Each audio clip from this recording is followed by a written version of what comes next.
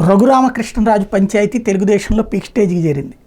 రామరాజు ఉండి ఎమ్మెల్యేని పిలిపించడం. ఈలోపే రఘురామకృష్ణరాజు తన భార్య చేత నామినేషన్ వేయించేశారు. అంటే తన పేరు మీద నామినేషన్ సబ్మిట్ చేశారు ఉండిలో. ఆ తర్వాత అక్కడ ఎంపీ సీటుకి వాళ్ళ అబ్బాయి చేత నామినేషన్ వేయించేశారు. ఇప్పుడు ఆయనకి సీటు ఖరారు అయినట్టే. ఎందుకంటే ఆయన కొద్దిసేపటి క్రితం మీడియాతో మాట్లాడారు.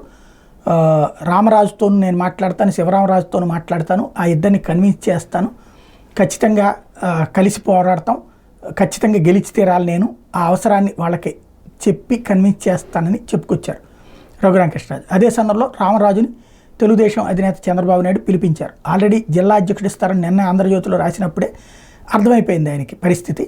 దాంతో చంద్రబాబుని అడుగుతాను, ఆయన ఓకే అంటే కనుక ఇండిపెండెంట్గా పోటీ చేస్తాను, అంటే రెబల్ కానీ కాకుండా ఇండిపెండెంట్గా తెలుగుదేశం తరపునే పోటీ చేస్తాను, లేకపోతే తెలుగుదేశం మద్దతుతో పోటీ చేస్తాను అని చెప్పడం ప్రారంభించారు. అంటే ఆయనైతే పోటీ చేయకపోవచ్చు, రెబల్గా చేయకపోవచ్చు. రఘురామకృష్ణరాజు వల్ల దెబ్బతిన్నందుకు గాను ఆయనకి జిల్లా అధ్యక్ష బాధ్యతలు ఇచ్చి ఇప్పుడున్న జిల్లా అధ్యక్షుడిని ఆ పదవి నుంచి తప్పిస్తారు. మరి ఆయనకి ఏమిస్తారో తెలియదు. సేమ్ టైం రఘురామ పంచాయతీ వల్ల అక్కడ జిల్లా అధ్యక్షుడు పదవి పోతుంది, రామరాజుకి ఆ పదవి వస్తుంది. రామరాజు ప్రస్తుతం ఎమ్మెల్యే సీట్ అయితే వదులుకోవాల్సి ఉండేది. సిట్టింగ్ ఎమ్మెల్యేలో ఇంకెవరిని వదలలేదు. ఈవెన్ సోమవీర్రాజు కోసం రాజమండ్రి అర్బన్ అడిగినా కూడా ఇవ్వనన్నారు.